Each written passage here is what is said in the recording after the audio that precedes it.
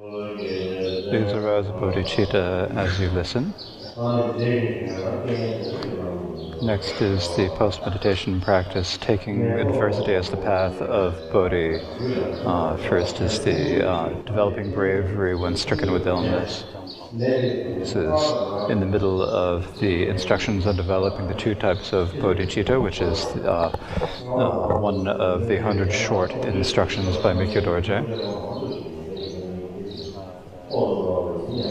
When you are stricken with an illness,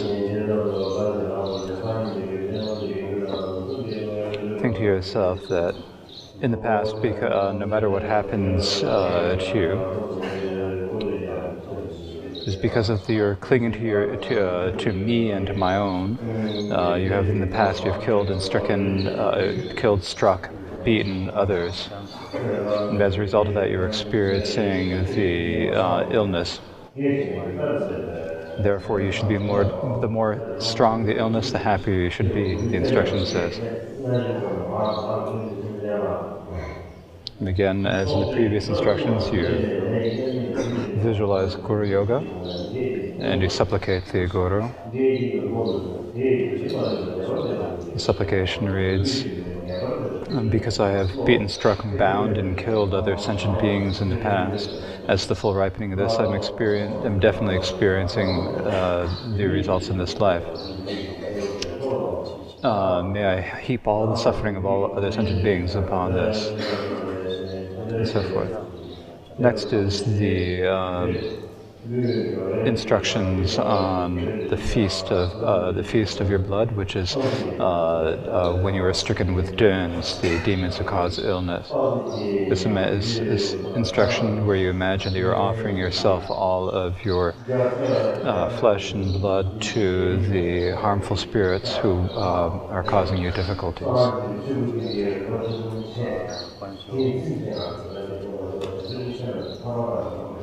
Imagine that they come, they eat your flesh, they drink your blood, and they eat your brains and so forth.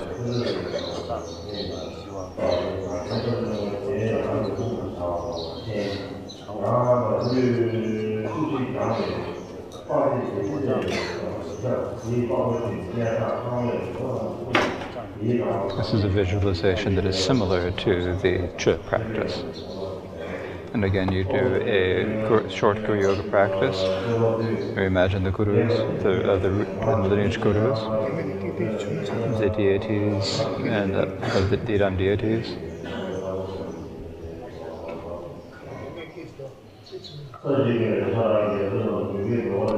You imagine that you supplicate them that you were able to bring all these beings to enlightenment.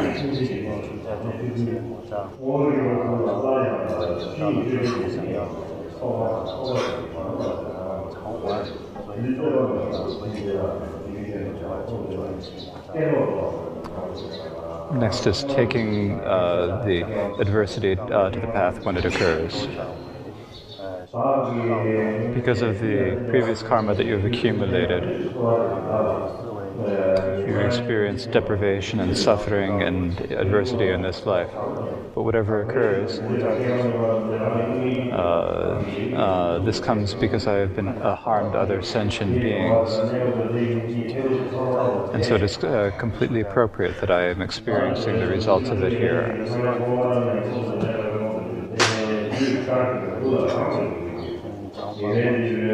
For the adversity to cure now is something that you should rejoice in now. You should be happy about it now.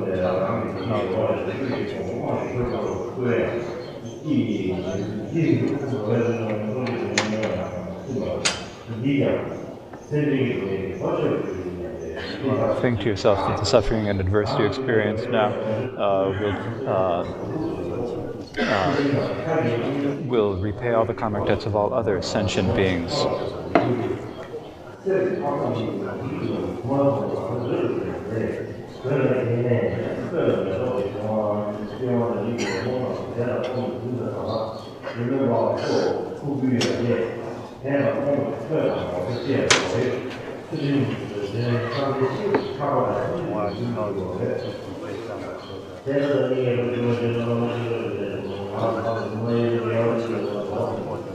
I think that from all your virtues, may this bring great benefit to all of the sentient beings. May it be like the sounds of music, robes, and ornaments. And again, you supplicate the Gurus, may all of your virtue bring happiness to all of the sentient beings.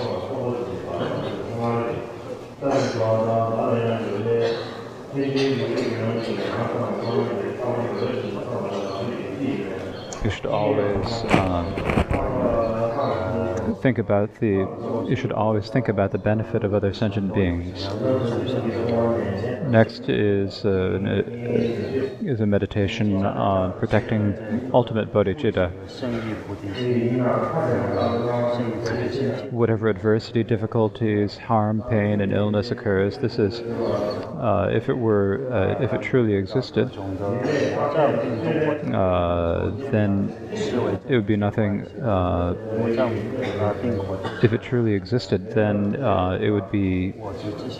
it could truly harm you. But since that it cannot be established as truly existing, then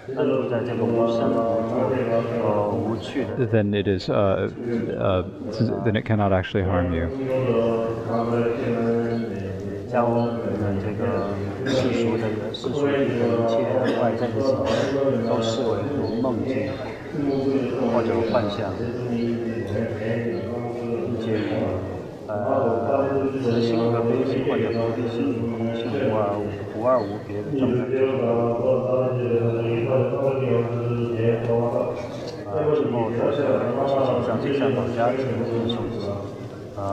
Again,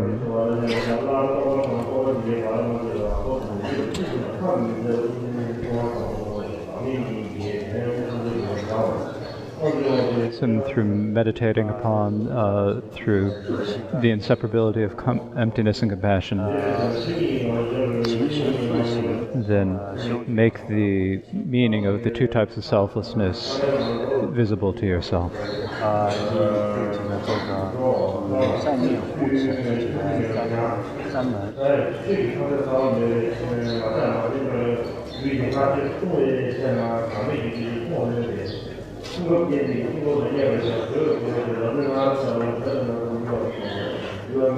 Next are instructions on training in bodhicitta in all of the four activities. In whatever you do, always think of using whatever you do as a manner to develop bodhicitta.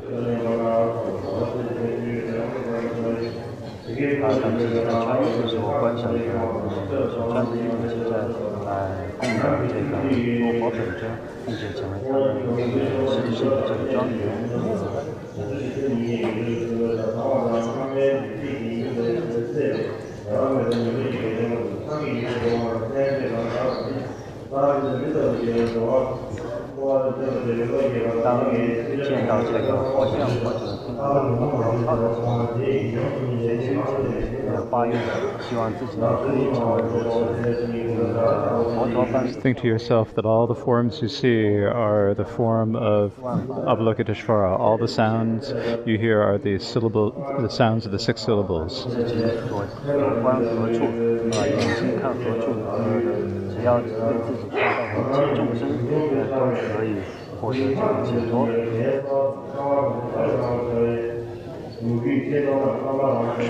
To meditate on devotion until all appearances become pure.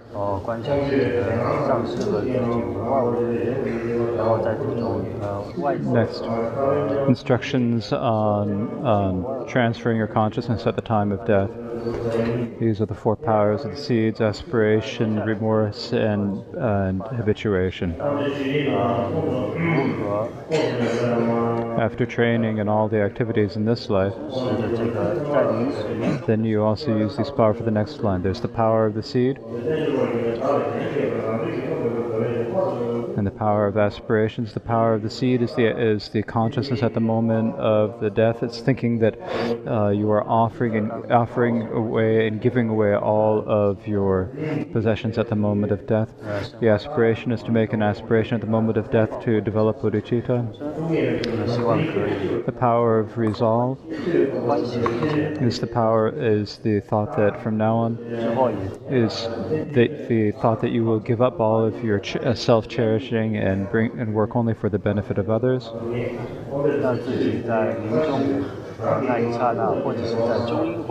The power of habituation is to train in great compassion. The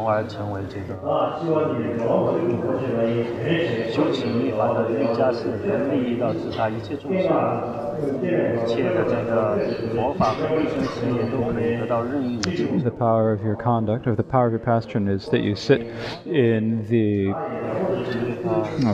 cross-legged Vajra posture, or if you're not able to, lie in the sleeping posture of a lying, with your right side down, your right hand underneath your cheek, and the small finger pressing closing your right nostril.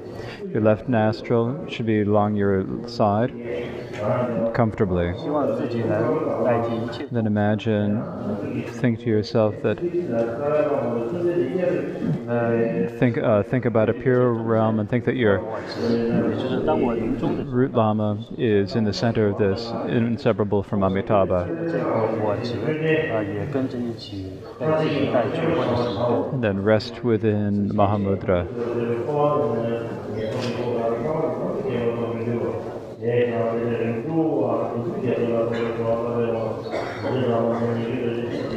Now he's reading the colophon of the instructions. This is written at the expressed of the Doju Jaso and others by the Karmapa Makti Dorje at Sarita cave.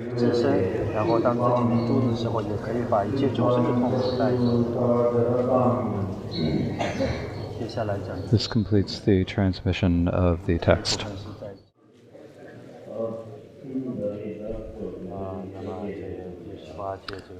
Today, during the 18th Kajigunja, today is the final day of the teaching on the 100 short instructions.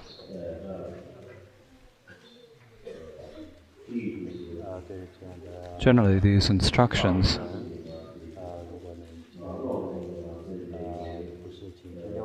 I've been trying to do my best not just to read them, but to give I should be making some effort to give some instructions on them rather than just read them, but it's difficult just because of the circumstances of there's not enough time. And so it is difficult to give instructions. And so it is very difficult for me to give the sort of elaborations that I would like to.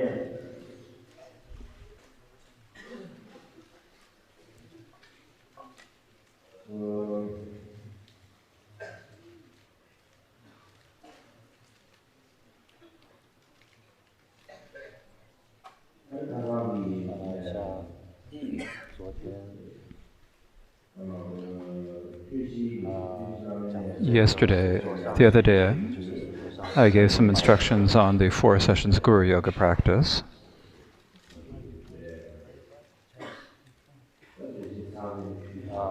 And so I gave one set of and I did give the instructions. Now this is a profound practice of the 4 sessions. This is a profound practice of the secret mantra Vajrayana. So it's probably better not to spread it. So it's better not to spread this too while on the other day, probably best to take down the instructions that are already up on the YouTube.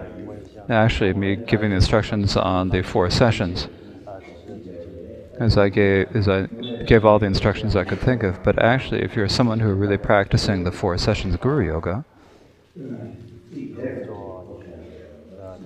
just that amount of instruction is not enough. you actually should receive an empowerment from an authentic Lama, and then you should receive detailed instructions from the Guru. So yesterday was primarily as just a token.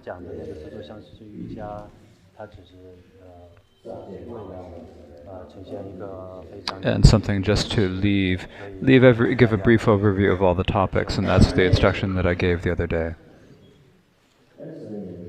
And in the next few days, the Kunja program will be completed, and then following that, we will go through the various events of the Kaji Manam. Now this year at the Kaji Manam,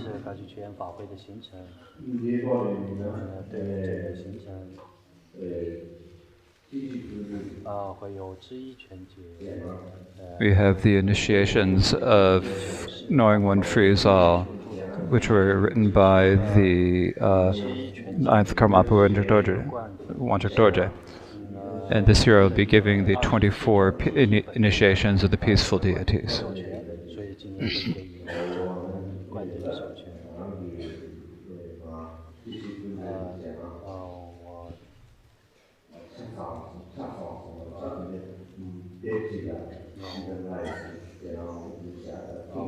This is the first time I have given so many initiations of deities, such as the Knowing One Frees All initiations. Actually, the initial idea was that we would have the empowerments of Chakra Samvara. However, because of the difficulties of the timing, that could not happen. And so we are doing the initiations of Knowing One Frees All. Now, generally, before we have the initiations, you need to first request a great empowerment. Now, most of the deities in the Know One's Freeing One's All initiations the deities are there primarily from the Charya and the Kriya Tantras. And so it'd be good to have, if we have a great empowerment from one of the traditions of either the action or the conduct tantra, the Kriya or the Charya Tantra, then that would be good. Now, in the Kriya Tantra, the action tantra, there are 3 transcendent deities, as they are called. And of these three families, these are the Tathagata family, the Padma or Lotus family, and the Vajra family. And if you were to receive an empowerment in the Tathagata family, then that serves also for receiving an empowerment in the Padma and the Vajra families. Now, there are some slight differences between these different families, but basically, the Tathagata family is the highest of these families. And so if you receive an empowerment, then you would receive an empowerment in this mandala, then it serves to also receive empowerments in others. And so this the tantra of this family is, there's the Trisamaya Vyuha Tantra. And so we will have the empowerment of this family. Now, in the Sakya, there's a collection of all these tantras by a Sakya scholar. And so we have particularly invited Sakya tourism to come. We have supplicated him fervently and asked him to come.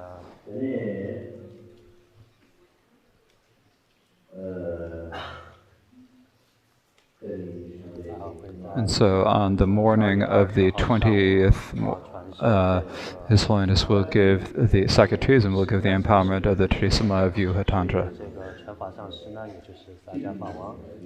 And Sakya tourism is someone who is a great master of practice as well as a scholar.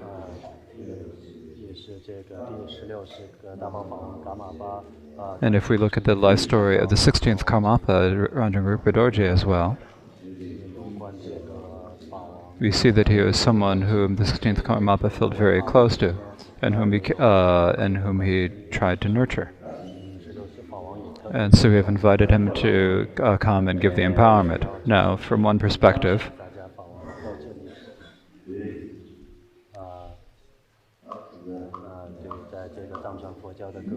in the Tibetan schools or between the different scouts, we often have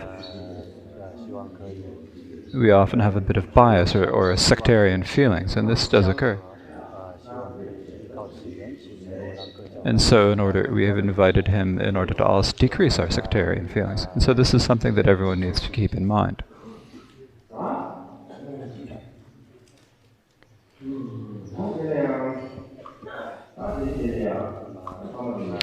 Now today is the last afternoon of our teachings, and I don't really have any particular advice to give on this last day, or any particular opinions either.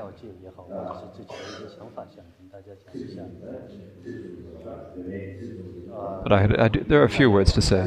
So I just say a few words now. When we talk about Tibetans, when we say a few words, we often end up speaking for a very long time, but I thought I would say a few things now. Now, what the Kagyu forefathers said,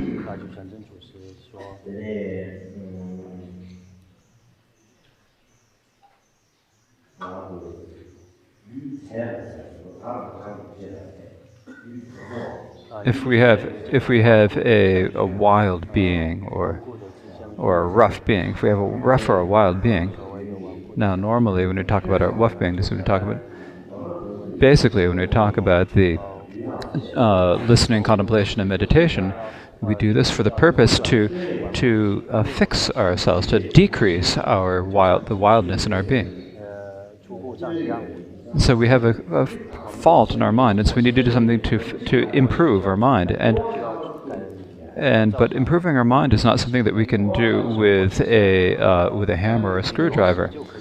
It is something that we need to fix instead by listening, contemplating, and meditation. For example, with nomads, when they have unruly yaks, or if they need to make, if they have yak leather that is tough, they have an order for this. First, if they take the yak hide and they first soak it in water, then they rub it with water, and then they rub it over and over with their hands. And so similarly, we have to first do the listening, contemplation, and meditating. First, the listening is like the water, the contemplation is like the butter, and then the meditation is like the rubbing. And so, generally, our listening contemplation is a way in order to, is a method for us to soften and make gentle our rough, stiff minds. And so and if we are able to do this, then this will be able to decrease and if we are able to tame our rough and unruly mind, then this means that we're really doing the listening, contemplation, meditation. And if that does not happen, then that means that we're not. Now here we are, since most of us are monastics, so in the first place, it's important for us not to lose the venerable qualities of the Sangha. And so what this means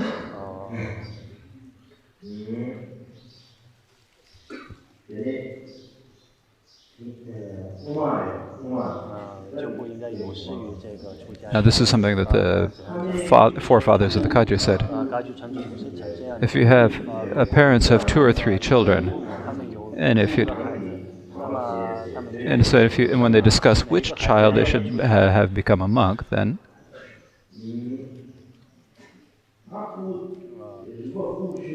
there's the one with the ugliest, the one with the least intelligence, the one who they don't think can ever get anything done. You think this one was not going to be able to do it? And so if we can't so they sent him off to become the monk, and they bring a bunch of many different things, a large amount of things, and bring him to the monastery. Or some children, if there are children who are always fighting, you can't do anything and never listen to anything. So take those. I think someday, if these children are probably going to get it's possible that they'll cause a suit or get brought into print. And so instead they take them particular, and basically they take all those that they can't do anything with and send them off to practice Dharma and send them to the monasteries. Now this is just the general society practice. And so the best they keep the best, and they send the worst away. And if you do that, this doesn't help it. Now, it's of course not like this with everyone, but there are situations such as that. And so those who don't sort of rise to the right mental level, they send off to be monks. Now, monks don't really have to do work, so it's like they have nothing else that they can do about it, and so they send the children off to the monasteries. However, whatever situation it is,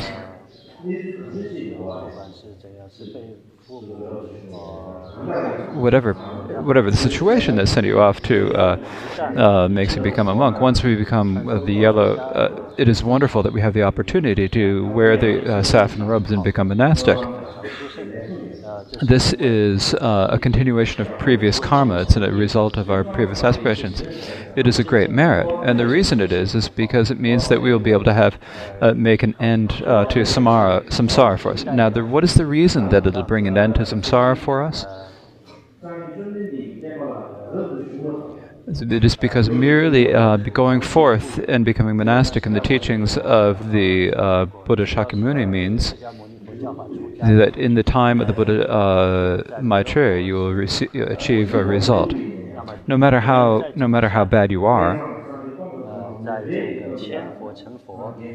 if you're in the very least, will at least be liberated in the time of the final Buddha of the 100,000. So it is definite that you will be liberated from samsara. So for that reason, becoming monastic is very good.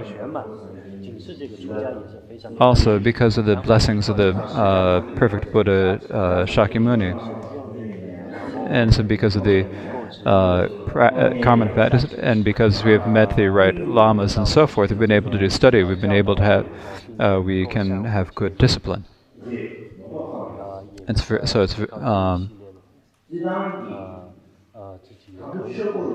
first, when we enter the manner, no matter how we enter the gate of the Dharma, in the end, we can say that it's something that is beneficial for us. And if you are skilled in it, then there's the hope that you can become a true, authentic great being. For example, Flotak, the king of translators, Marpa the translator of Flotak, was sent by his father to Drokmilatsa to study, become a translator. Now, you may not know the reason why he was sent to become a translator. Now, the reason was that Marpa, Marpa's nature was very wild.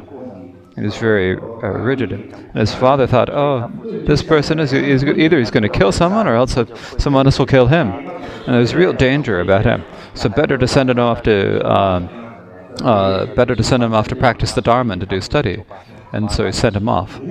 However, but in the end, he became the greatest of scholars and practitioners. Now, so no matter what the situation when we enter the gate of the Dharma, but if we know what to do with it, then we have the opportunity to become a true, authentic, great being.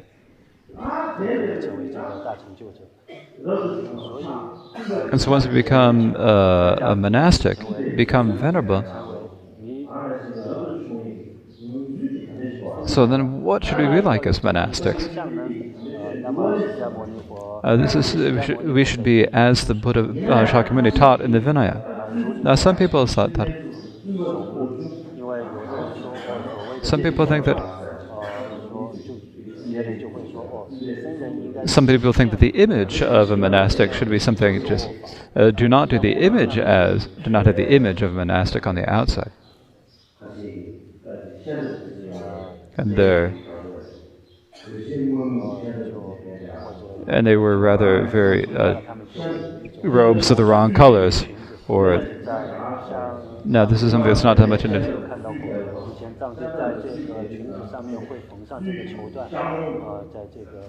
Now in the past, that there are many different. Oh, this.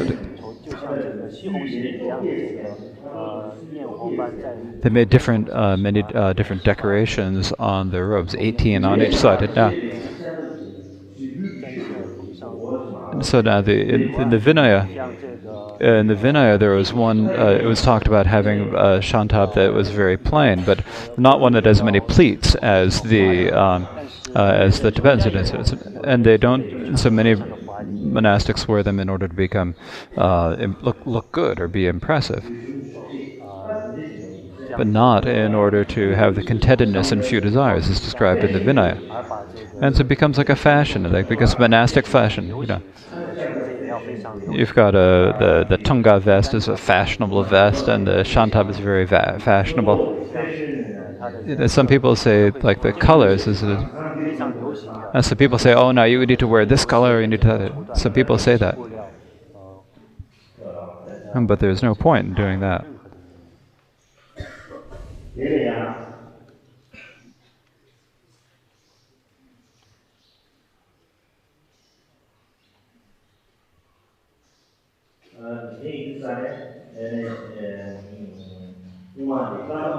Now, in the past, in the Karmapa tradition, there's a story about the Karmapa tradition.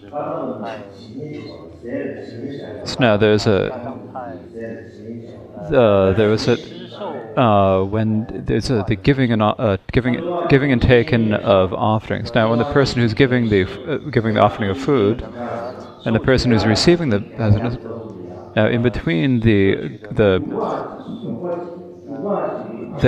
would put a stick in between the monk who's offering the good and the person who's. So because there was a stick there, the offerer made the offering, but the bhikshu would not take it.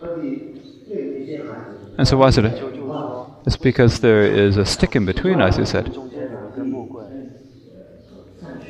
And so this is making a border, and so I can't accept it, he said. And so there was that situation that happened. Now at that time,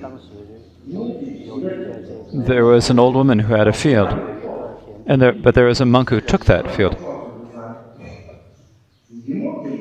Now the way the monk did this, and when the old lady heard that woman, she thought to herself,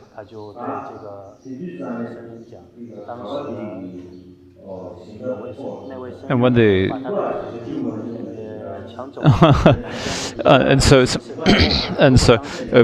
when the old woman, when the bhikshu took the field, the old woman said, "Oh, it's too bad that I didn't put out a stick to break it in that." So this is a question of thinking about too rigidly about the minor details of the Vinaya. Now, when we practice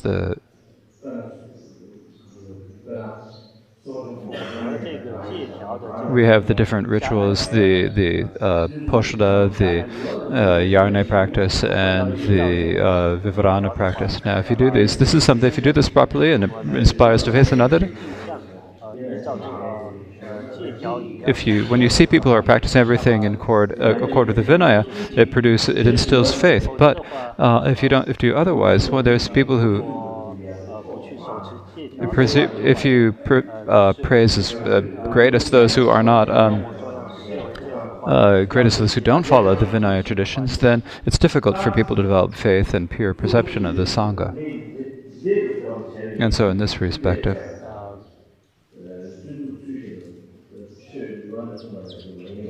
and so in this way,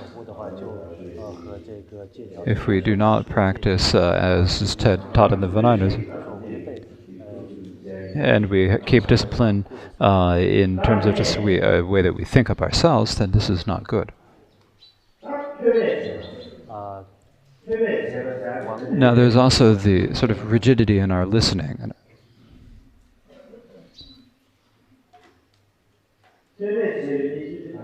When this occurs is when some people first. memorize a few texts, and after they've memorized these texts, they understand a little bit, but it's not.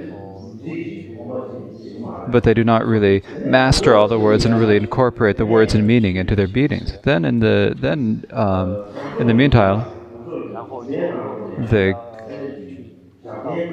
might go off to go to do services and so forth in the towns, and they study the texts that you need to study to go off and do services. And in this perspective, at first they study the text, and then later they go off and they do rituals in villages and so forth. Or they become someone who's very glib, and they criticize everything. They say, "Oh, that's not good. That's not good. Oh, this isn't good." They're always looking for faults.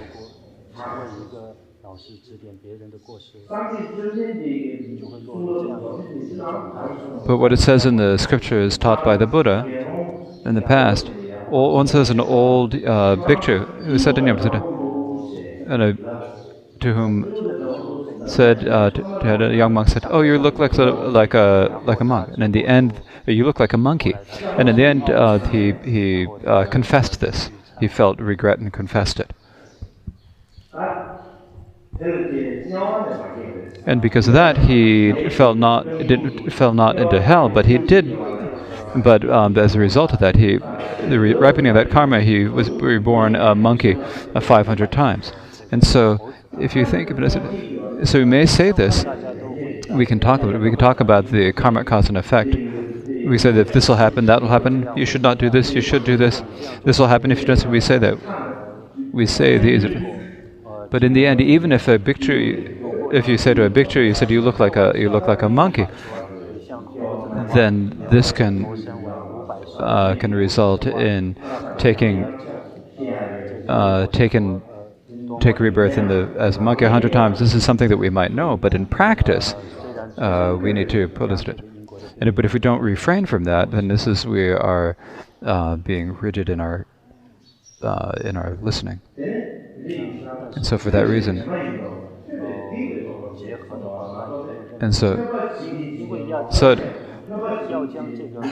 so if you study like this, and then you have more and more, lose your faith. If you get more afflictions, then this is showing that your listening and study has been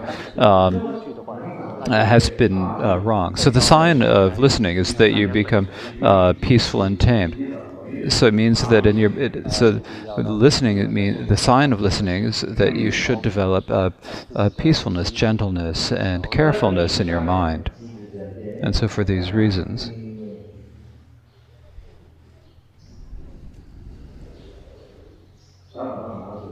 in brief, all of us who listen, contemplate, and meditate, as we study, we should have more pure perception of all the different things. We should have more faith, and our faith in the scripture to go stronger.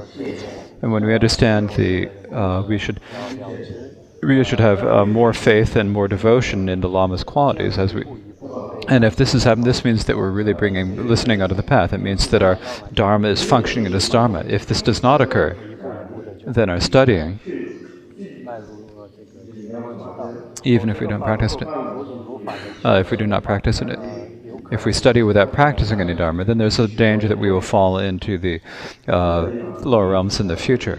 And so for that reason, during the Gunshe, we have all gathered here. And this is not just the Gunshe. Now usually when we are studying in our own shedras, in whatever time it is, at the beginning we need to have an unmistaken motivation and unmistaken resolve. This is critically important.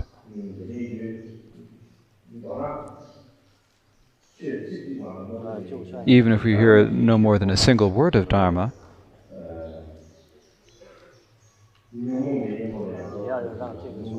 we should make it if it is something that helps us to decrease our afflictions and increase our faith, devotion, pure possession, then that means that the Dharma is functioning properly. And so this is something we all need to keep in mind. And so I don't have that much to say now.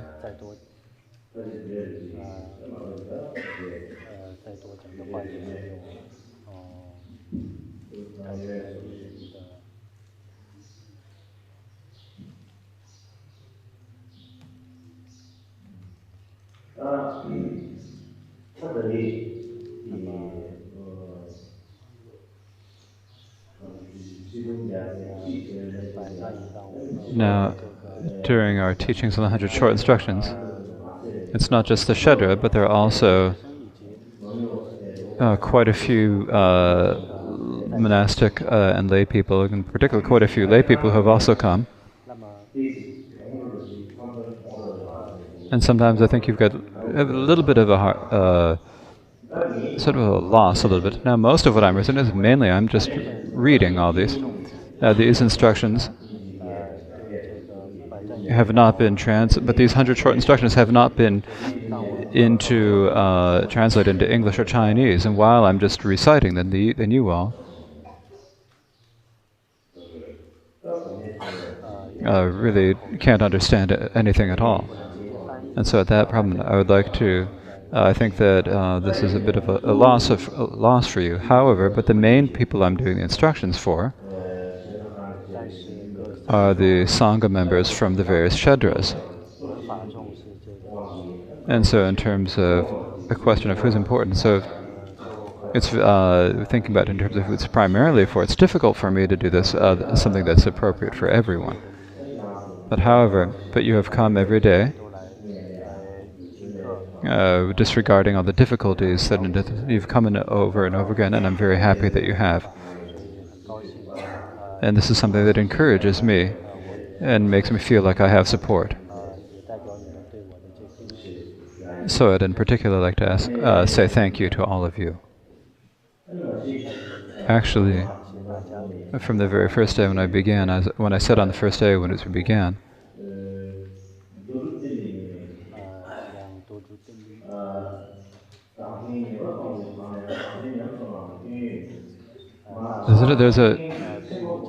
when someone teaches, it is when the person who's teaching,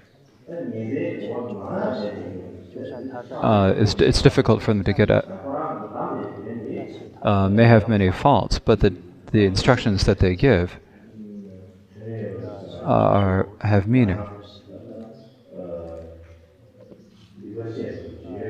But if they're benefited and you practice them, then it's benefit. There's no problem with that.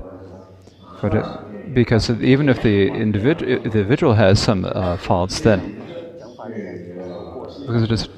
but the words have no faults, and so there's something that we can practice. And so for this reason,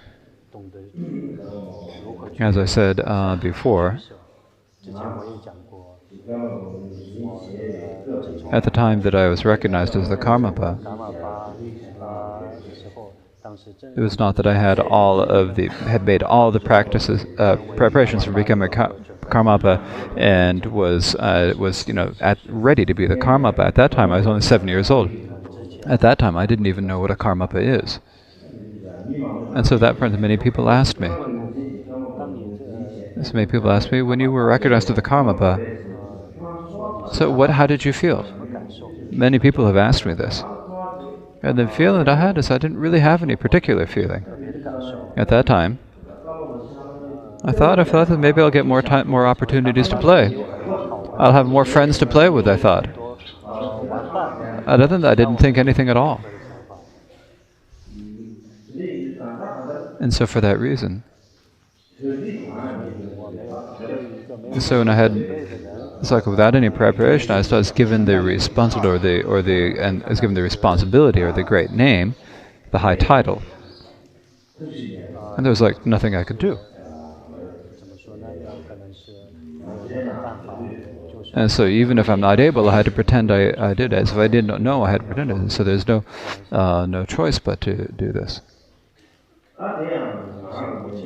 From my own part, taken this responsibility, and so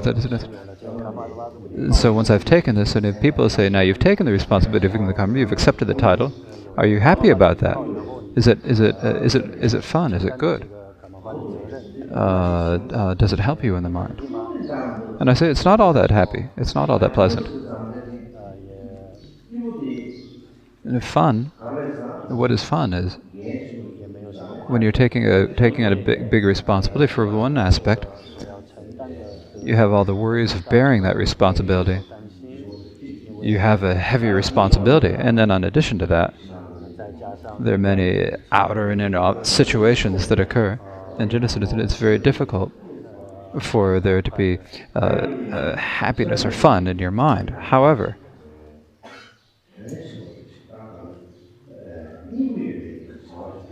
but I feel like I'm doing something where I can do something that has meaning, that'll bring benefit.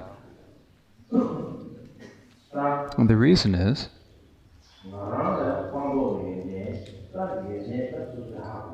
and so I know whether or not I have any questions of abandonment or realization, but whether or not you have them at the moment I bear the title of the Karmapa, I have this opportunity to do something to benefit sentient beings in Buddhism.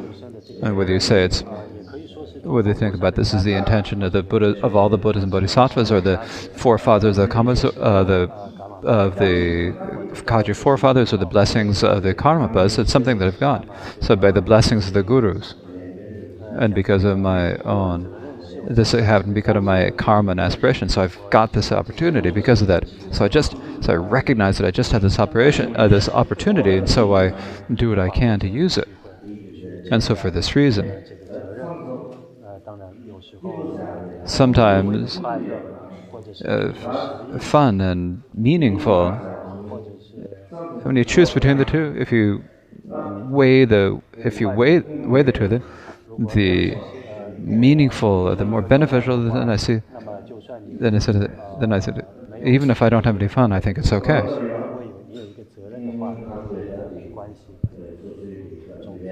In any case, I try to the best of my abilities to bear this responsibilities. But as you all know,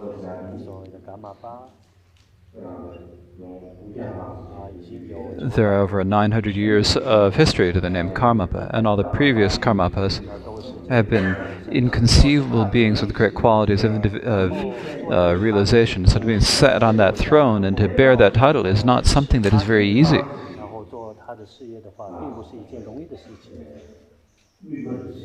You should imagine if this had happened, what would happen if you were put in that position? If you imagine it, pretty much you'd have this feeling it would be difficult to do. To just take someone and give them a title and say you have to do that, it's very difficult for them actually to fulfill it. And so for that reason, it's something that's not easy at all. So it is. So there are some difficulties that happen from time to time, but I can't really say it's difficult. It's not something. There's no one really. The Buddhas and the Bodhisattvas strive for the benefit of their benefit, and so benefit of sentient beings, and so if they got tired, then it'd be something that'd be embarrassing for them. Other than that, there's nothing that they can really talk about with anyone else. And anyways, I do everything that I can.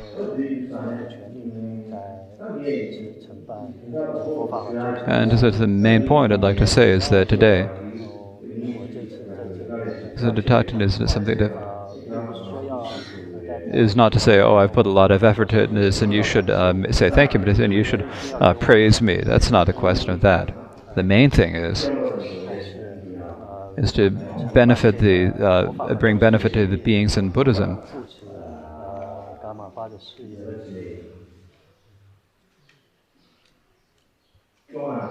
And in maintaining the activities of the Karmapas, the previous Karmapas, is not something that I as one person can do. It's something that we all have to do together. And so in this way, all of the the kempos, and the studies from the Kaji centers have all gathered, mostly all gathered here. And so for you as well, please help me. And all cooperated together need to work to benefit the sentient beings and the teachings, and in particular, in order to, in particular, fulfill the wishes of the previous Karmapa, Rinpoche Doje. This is something that we need to do. It's not a situation where we think, oh, we have freedom, we can do whatever we like, and we think there's no problems. If we were to think that, then it would be difficult. And one day when it comes down to it, then you say, oh, I can't do it. There's no. It's not impossible that such a day will happen. So for that reason, we all need to come together, bear the responsibility together, I think.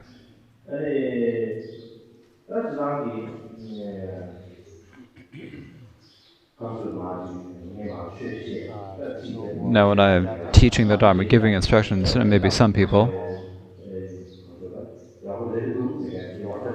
say, oh, it's good, or say it's not good. It's possible that they say this, and maybe the people may say, oh, he knows how to teach, or he doesn't know how to teach. It's not like I'm saying, oh, I know how to teach, and declaring that I know how to, and then teaching. It's so that there's no choice. I had to practice. So there's no problem about this. But basically,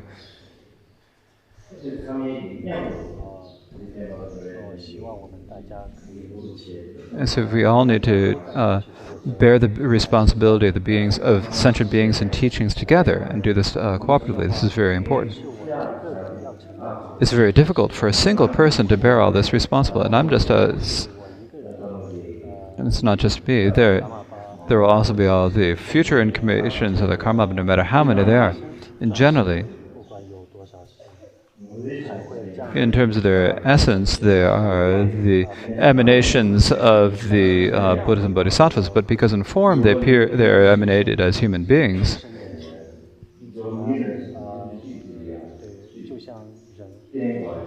They are people who have to depend upon other sentient beings because they appear as human beings.